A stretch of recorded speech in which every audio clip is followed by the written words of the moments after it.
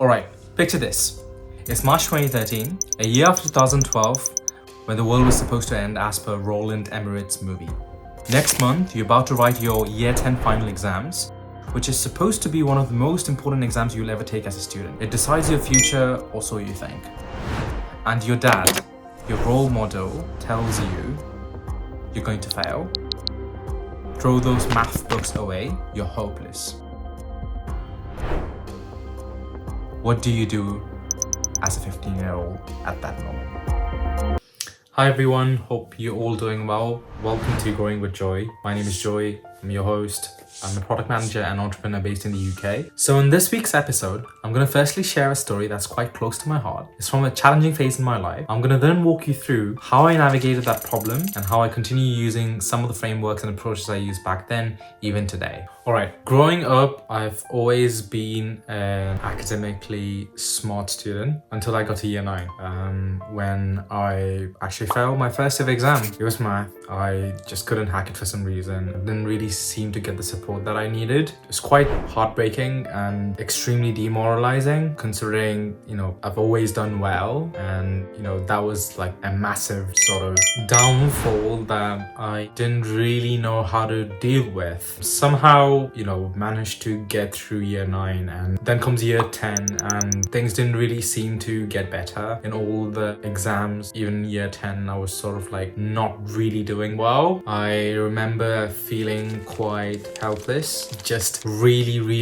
wanted to improve my grades, get better at math, get through year 10. That was one of the lowest points in my life, and I really had only two options. Either I figured out a way to hack math and pass the year, or I could continue doing what I was doing, and that would have probably resulted in me failing and redoing the year. And obviously I didn't want to fail the year, so here's what I did. Everyone around me gave me the impression that it was an impossible feat to achieve, so I was like, cool, challenge accepted. Firstly, I just took the 2 math books I had and summed up all the pages that were there in these books, and I was like, okay, cool, I have to cover some 730 pages of material. Then I was like, okay, cool, from these 730 pages, I'm just gonna filter out all the practice question pages, and it came to some under 100 pages worth of practice questions. Then I started like going through all the chapters, all the modules that were gonna come in the exam, and I started just like skim reading each chapter and noting down all the key concepts that were being mentioned, sort of like introduced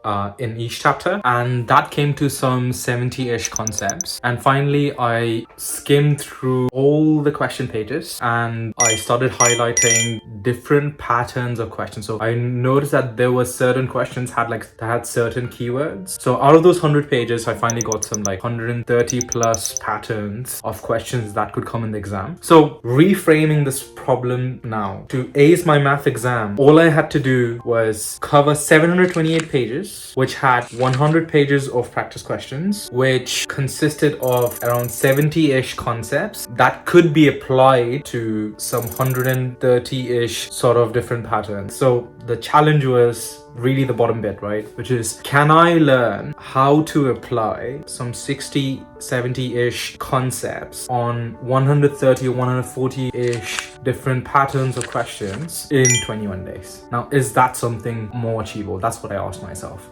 Right? And I was like, cool, let's do it. Let's see if it's possible, yes, no. And that's how I just started like practicing these things. Now, before I started practicing these questions, I wanted to understand each concept fully. So my logic was like, if I principally understood how a formula, like let's say a plus b the whole square, how that became a square plus 2ab plus b square, if I figured that out, right, if I knew how it happened, I would be able to apply it anywhere I wanted to apply it, right? So principally what I did was like, I sort of started like understanding how this concept or formula came to be, and then all I had to sort of do was like start applying these concepts to these patterns, right? So I started mapping out the concept with the different type of patterns of questions that I've sort of highlighted, and then I had these registered in my head. I was like, okay, cool, if this concept comes up, then these are the patterns that you can apply them to, and then I started practicing these questions. So in the 21 days, and realistically that meant like I had some 16 to 18 hours a day to study, and over 21 days that meant like that was like some 340-ish hours. Yeah, once I had that figured out, I was like, all right, I just need to sort of figure out how I can understand 70-ish concepts to apply to 130, 140-ish sort of different styles of questions in 348 hours. So when I sort of started thinking about that problem like that, it became, in my head anyway, it became much more achievable. And from there on, I just started like practicing, right? I just made like big circle in my room. I was like, this was like my circle of studying or whatever. And I sat down and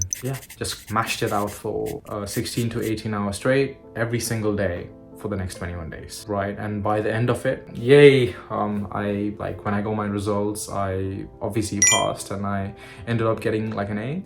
So yeah, that's the story of me going from nearly failing to acing my math exams. Alright, now let me walk you through my approach to solving these kind of challenges. This is a process that I still use in my life today. So firstly, whenever you start off, always start by mapping out the key assumption that's between a problem and the goal, right? So in my case, the problem was that I had to do 2 years of math education in a really short period of time to achieve my goal, which was to ace my math exams. Now, what was the key assumption over here? The key assumption was that I wouldn't be able to do that, which is why everyone had that impression that this was an impossible feat to achieve, right? So start with the problem and look at what's the key assumption there, or what's the key blocker to get to your goal, right? What's the current known thing that, hey, as of today, right? So you may write this down this way, right? As of today, this is what's known. As of today, it's known that it's impossible to complete 2 years of math education in 21 days, right? Then step 2, break that problem down into its bare bones, right? So in my example, what I did was, I was like, the known assumption or the current problem that we have on hand is that I can't complete 2 years of math education in 21 days. What does that actually mean, right? That means I can't complete the 728 pages that had like some 70-ish concepts that could be applied on 130-ish patterns in 340-ish hours. So when you sort of lay it out in its bare bones, which is like this, right? It gives you an opportunity to sort of like review, like, is this actually true? The world might think that this is an impossible like thing to do, but when you sort of like break it down into like these small bits, small chunks like this, it sort of like helps you think about it like, I guess, more logically. This helps you review the problem by yourself and come up with innovative solutions, you know, for the problem. This process of breaking down a problem and its key assumptions into fundamental truths, or think of them as building blocks, is called first principles thinking. This is the same process people like Elon Musk use at Tesla. For example, in Tesla's case, they were trying to solve the car battery problem, which is battery packs historically cost about $600 per kilowatt hour. That meant they were freaking expensive. So what Tesla did was they broke it down to like what material actually made up these battery packs. So that was like nickel, aluminum, etc.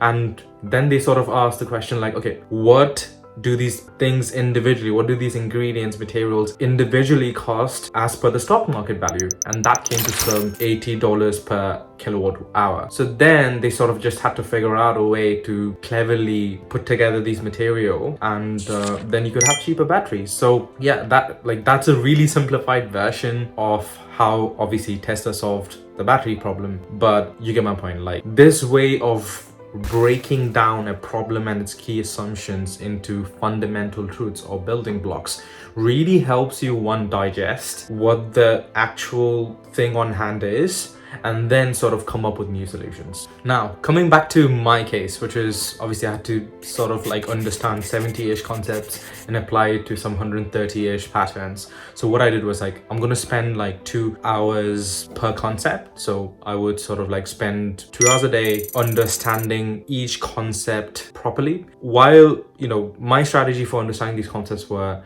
rather than trying to just memorize the formula, I'll try to read up on how this came to be. So, like I gave the a plus b whole square example, right? Like how it actually played out, right? How it worked out. So I sort of understood that, and I started looking into like how the person who actually came up with this formula came to the conclusion, right? So I sort of understood that backstory, and that really helped sort of visualize like, okay, this was the logic behind this concept, right? So once I sort of understood those concepts, if you do the math, 2 hours a day on 70 concepts, that's like 140 hours. And then I had to sort of like recognize the patterns and be like, okay, cool. Once I knew the concepts, I could just start practicing these questions, right? So the remainder of my time, which was some 200-ish hours, I just spent practicing, right? I was like, okay, now I understand these concepts. Let me just go and apply these to these patterns. And yeah, that's pretty much exactly what I did. I started practicing for 18 hours a day, did that over 21 days, and ta-da! At the end, it all worked out. So yeah, now it's a happy story to share with everyone. All right, so that's a wrap. Cool. So that's it for today. I hope you guys found this video helpful, and we'll begin using this approach to solve problems in your own lives. If you guys want me to dive deeper in anything that was mentioned in this video, please feel free to leave a comment below and I'll sure do that. Next week, I'll be covering another topic around improving your thinking game. So if you like this video, give it a thumbs up, subscribe to the channel, and I'll see you in the next one.